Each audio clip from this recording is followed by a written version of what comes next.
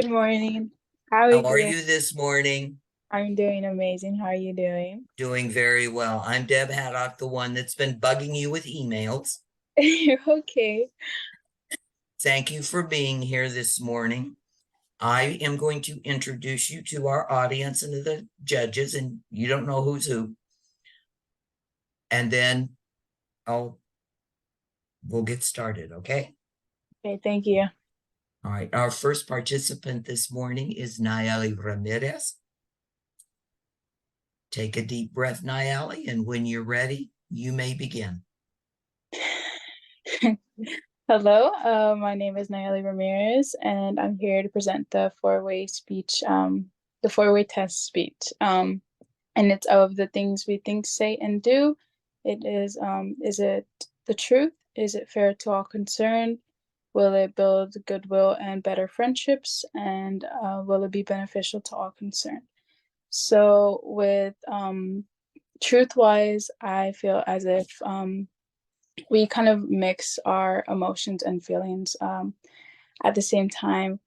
And when it comes down to our emotions are the engine essentially of our body, while the feelings are kind of like the story we make up in our heads, or like they're not necessarily the truth. And I feel like that correlates when it comes down to our thinking, the things like our actions, like how we portray ourselves to other people and stuff like that. And so with those things, I feel as if it's really important to consider more logical ways of thinking and saying things and doing things instead of going off of your feelings, because I feel as if your feelings are very deceitful in the ways where maybe with the way you think may be different, of course, to other people, and the way you do things are different from other people. So I feel as if that's really, really important to continue your daily life being considerate of these things when you're talking to someone, when you're doing things. And when it comes down to is it fair to other people, it's important to realize that you need to consider other people's perspective as well. So, with that being said, you have to not only put yourself in their shoes, but also just be considerate of their views, their feelings, their opinions, their emotions. Because it's not just like a one on, like, how do you say it exactly? It's not like you're basically talking to yourself. You're speaking to another human being with also feelings, emotions, and so on. So I think it's really important to consider everything that they have to say, wait till what they have to say, go over, rethink what you're about to say to them as well. Because then if you don't, you're kind of just speaking out of your mind. And a lot of times our thoughts are very deceitful, and we begin to let our feelings take over instead of thinking logically. And that can really, really affect the way we deliver our thoughts or deliver like our tone of voice or our attitude. Um, and of course, like along with feelings, they are deceitful. And I think that they really play into like how you perceive yourself or portray yourself to other people. Like we could take like this interview for example. Of course, we all have our own like little feelings to ourselves where we're like, okay, like this is about to begin at this time, and should I say this or should I say that? And it's just kind of like my own way of being considerate of your views as well, because you may perceive this four-way speech differently than I do, of course. And so I just try to say things to the best of my ability, to be considerate of not only my views but of other people's views as well. And when it comes down to asking about will it build goodwill and better friendships, um, that's the aspect of like the first impression. So when you are speaking to someone, the first initial thing is like the things you say, the things you're doing when you're speaking to someone. And I just think that it's the first impression is always like important, especially because that's how people perceive you, and they'll continue to perceive you. And maybe for example, like if they go and tell somebody else about you, that's somebody else's first impression on you even though they haven't met you, so that's their initial reaction of when they get to meet you. And I think that can be portrayed negatively or positively, depending on their word choice and their tone of voice.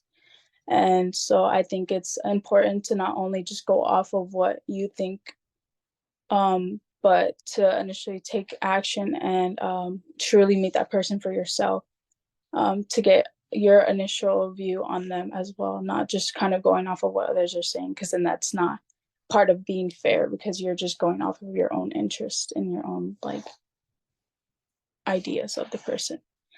And sorry. And then will it be beneficial?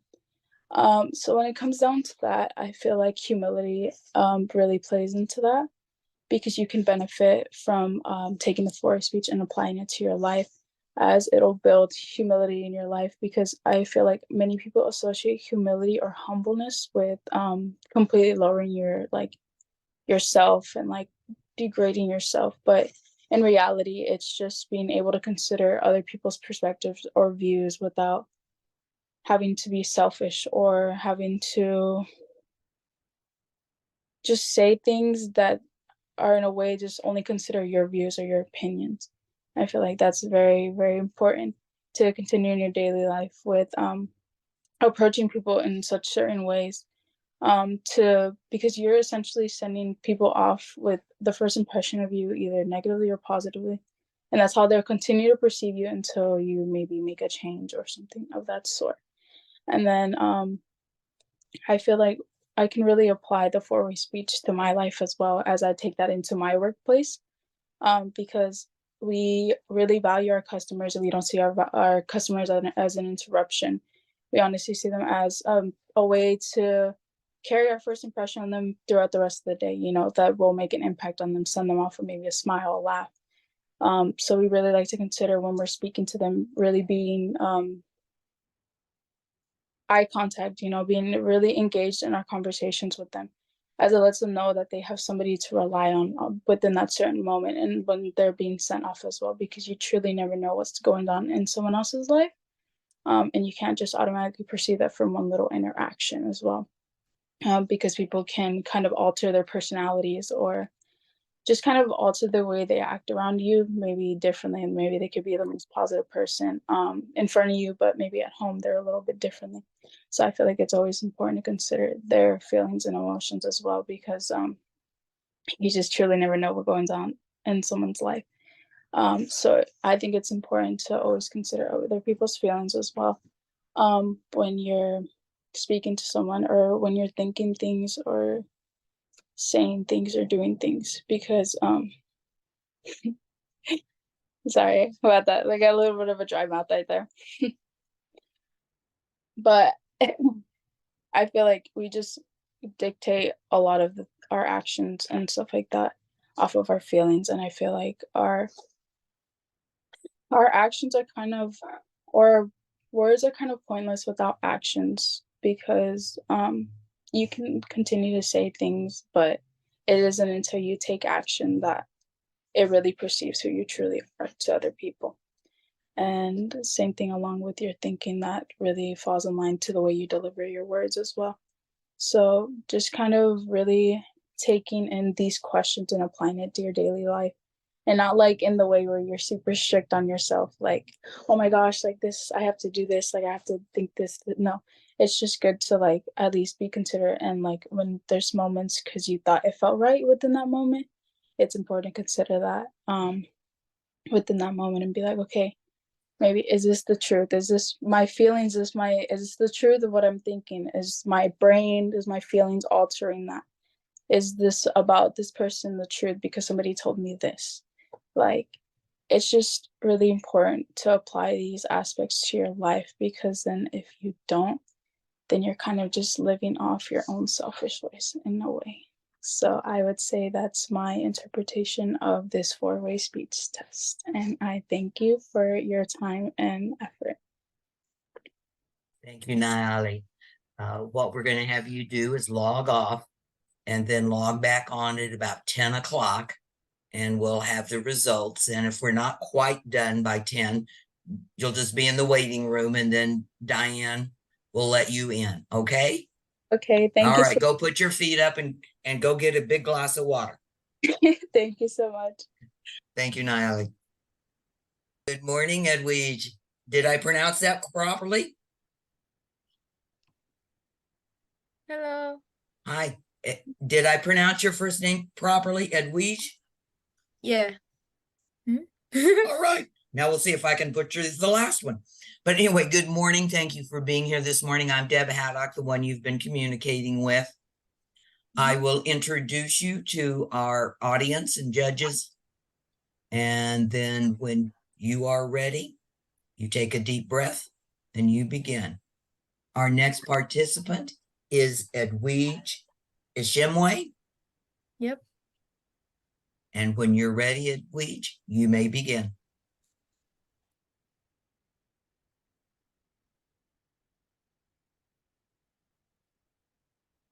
I came from Malawi, Africa. When I came to the United States, I was 12 years old. I didn't know anyone, I didn't speak English well. In middle school, I was in EOD class, which is a class to help students learn English. In this class was more diverse and students were given equal opportunities to share about their cultures and backgrounds. This class made me feel accepted. After transition to high school, I noticed I was taking advanced classes. I noticed some of my classes not promote diversity in learning different cultures. This made it hard for me to make new friends or to feel welcomed. I couldn't find a safe place to connect with students through our cultures. The fear of judgment and misunderstanding haunted me. We can fix this by creating a club. We can use the lottery four-way test to promote the inclusion of and equitable acceptance of people in a culturally diverse communities by starting a multicultural club at my school. I find creating a multicultural club at my school will encourage students to share about their cultures and backgrounds without fear of judgment. If this club had existed for me, it would have helped me build strong connections with students and make me feel welcomed. Multicultural Club will be a safe place for students to connect. In this club, we might promote inclusion and acceptance by learning different cultures. For example, one day we want to learn about Asian cultures. The other day we want to learn about African cultures, Hispanic cultures, and so many more. We might even share traditional food recipes. Is it the truth? It is true multicultural clubs should exist because it builds support and trust among students. For example, if a student brings their concerning issues, students are prohibited to judge each other. And this will prepare them to practice being sensitive and empathetic towards each other. And this will make them better people in the future. According to an article by Dexter University of Education, quote, diversity cultures in school prevent students from developing prejudice later in life, end quote. This is because multicultural students are learning to accept each other, and they might promote equality. Is it fair to all concerned?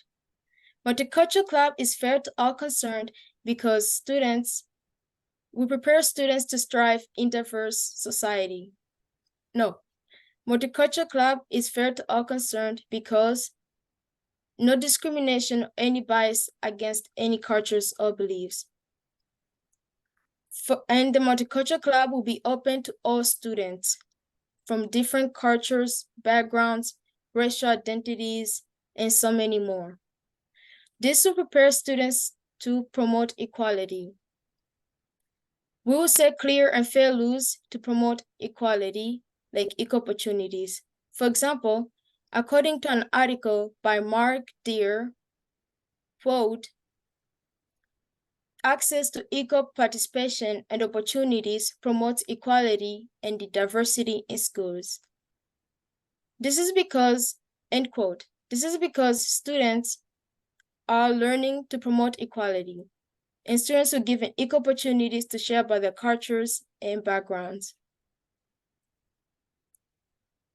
Will it build goodwill and better friendships?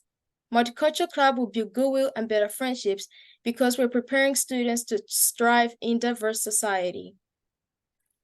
For example, according to an article by Dr. Ted Molkishi, quote, multicultural learners develop acceptance of diverse cultures, end quote. This is because in a multicultural club, students will be practicing respecting different cultures other than their own. And this will help them in the future to work in diverse communities like Tucson. Is it beneficial to all concerned? Multicultural Club will be beneficial to all concerned because students will feel confident interacting with diverse groups of people. Because the Multicultural Club exposes students to different cultures, students will learn to feel confident interacting with different people. And this may also reduce prejudice. For example, according to an article by David J. Sparkman, quote, multicultural exposure reduces prejudice, end quote. This is because students will learn how to remove the unfair bias of different cultures. They'll learn also to give everybody equal opportunities to grow their talents and be the best version of themselves in the community.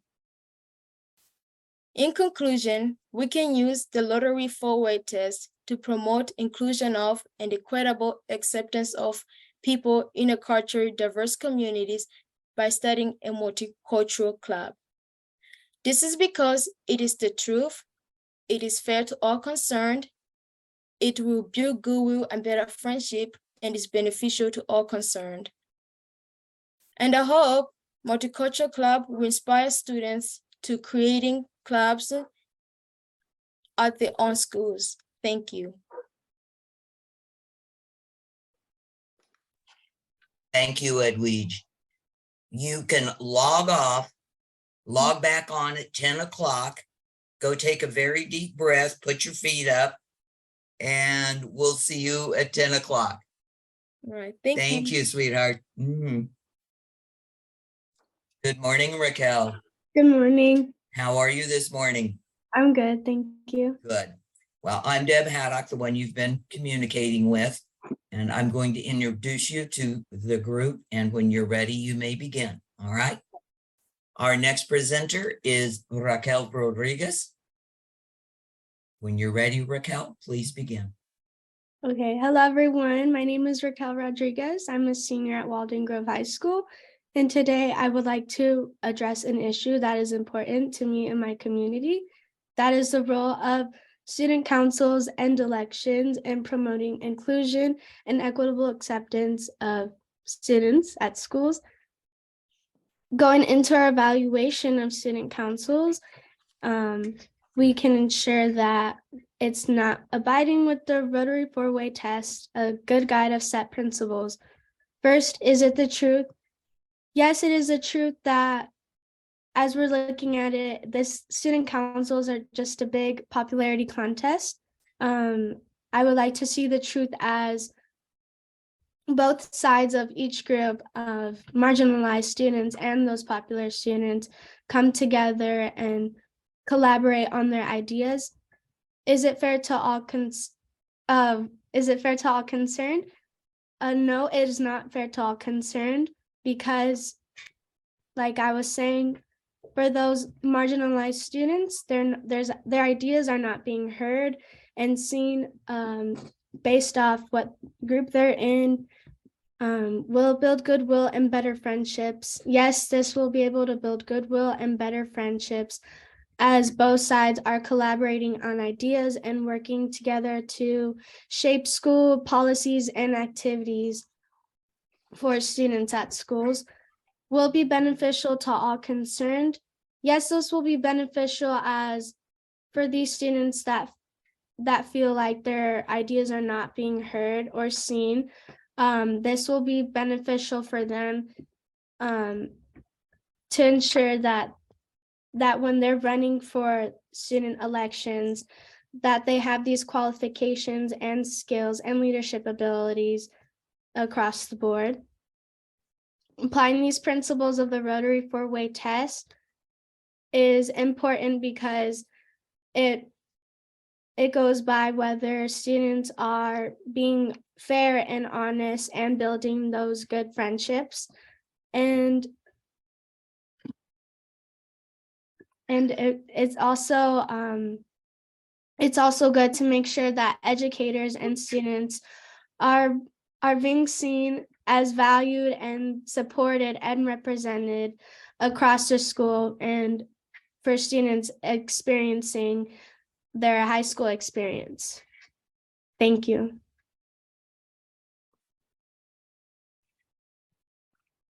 Raquel.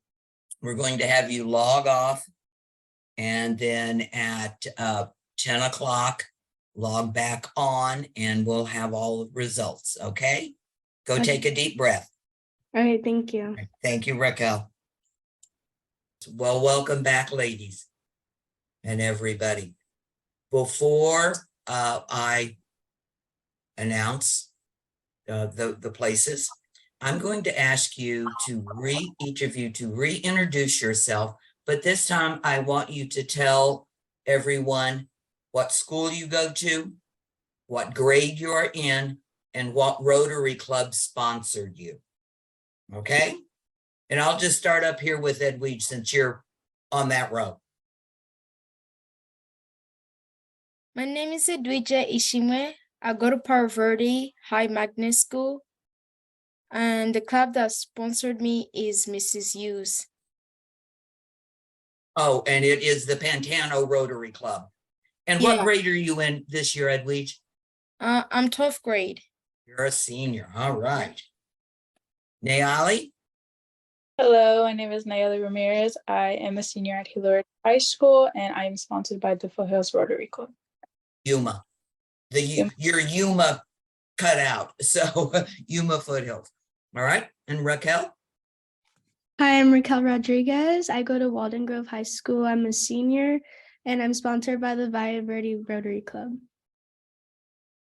Ladies, you are to be commended on working so hard on your speeches. It's not an easy thing to do, to write them, to memorize them, to come on a Saturday morning and give them.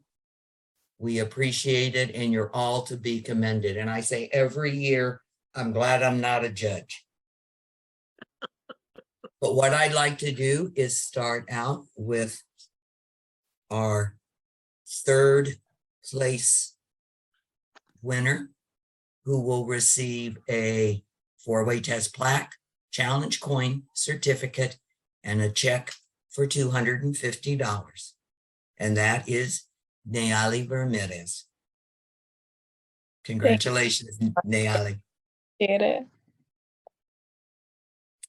Our second place winner, who will receive a four-way test plaque, a challenge coin, a certificate, and a check for $500 is Raquel Rodriguez. And our first place winner, which will receive a four-way test plaque, a challenge coin, a certificate, and a check for $1,000 is Edwige Ishmishwe. I didn't even get that one right. It's Edwige. Edwige Ishimwe.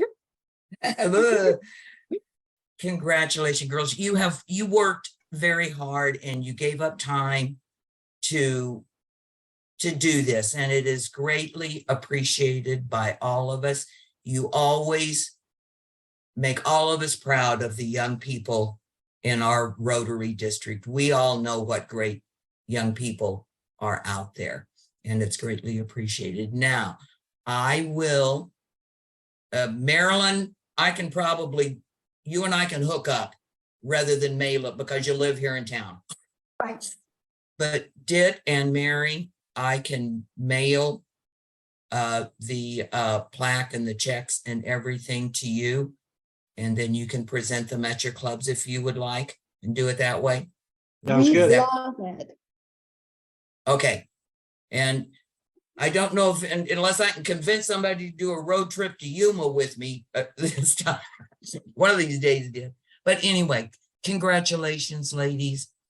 Just real quick, since you're all seniors, Edwige, what are your plans after graduation? I plan to go to U of A to study neuroscience. Oh, all right. Neali, I plan to go to NAU and pursue my career in business as a corporate event planner. and I read that on your thing now that you mention it. And Raquel? I plan to go to U of A as well and study nursing. Wonderful. Great aspirations, ladies. Well, congratulations to each of you. Everybody enjoy the rest of your Saturday. And thank you all for being there. And thank you to our judges and scorekeeper. Appreciate it very much. And I'll just, since you're on there, safe travels, Buckanada.